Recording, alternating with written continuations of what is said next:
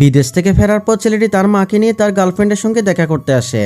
মেয়েটিকে দেখে ছেলেটির মা অবাক হয়ে বলে, বাবা এ কি সেই মেয়ে যার জন্য তুই এত কিছু করলি? তখন ছেলেটি বলে, হ্যাঁ মা।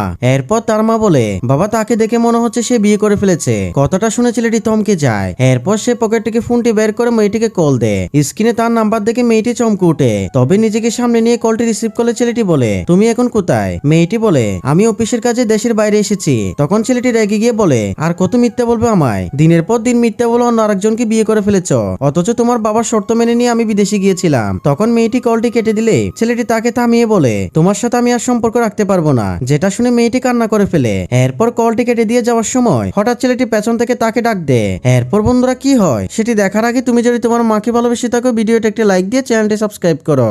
এরপর মেয়েটি বলে, 6 মাস আগে বাবা হার্ট অ্যাটাকে মারা গিয়েছে।